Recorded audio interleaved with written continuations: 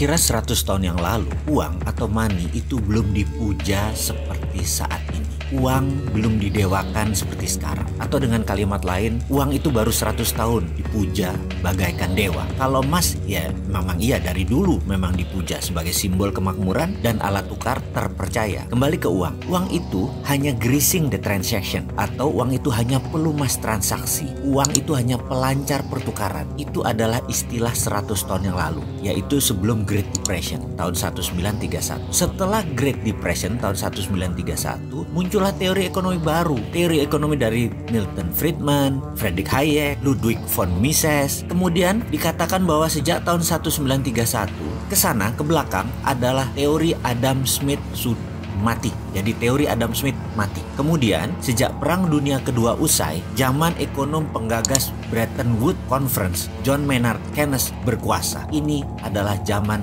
Keynesian. Dalam zaman Keynesian, kata inflasi dan central bank adalah kuncinya. Uang menjadi harta sejajar emas. Walau faktanya pada kertas tertulis angka 50.000 dan lembaran 100.000, nilai kertasnya sama, nilai intrinsiknya sama. Tapi kok beda ya untuk ditransaksikannya? Itulah arti uang sekarang. Memiliki uang menjadi Tuhan tersendiri. Uang menjadi dipuja, uang bahkan disembah. Namun ada fakta baru. Di tahun 2008 ketika subprime mortgage terjadi, hancurlah bank, hancurlah raja uang, mitranya Federal Reserve. Maka dengan lantang kita seharusnya berani mengatakan Keynesian is dead, atau Keynesian sudah mati. Teori Keynesian usang.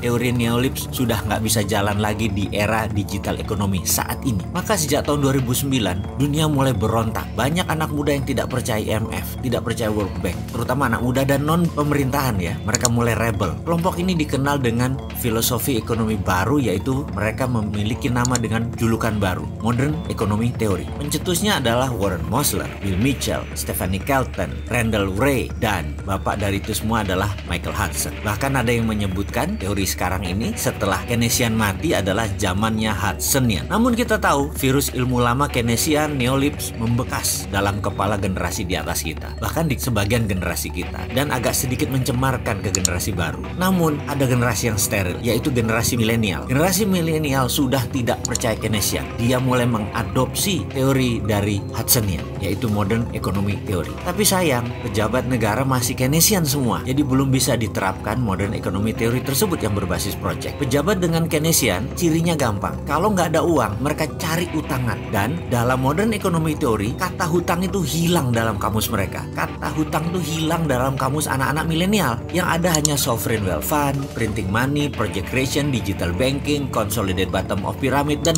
banyak lagi. Saya sangat bergantung kepada kaum milenial. Semoga ke depan kaum milenial bisa mengambil alih dan mengganti pemahaman kuno yang hingga saat ini masih berlaku dengan strategi tidak berhutang dan tidak jual aset negara.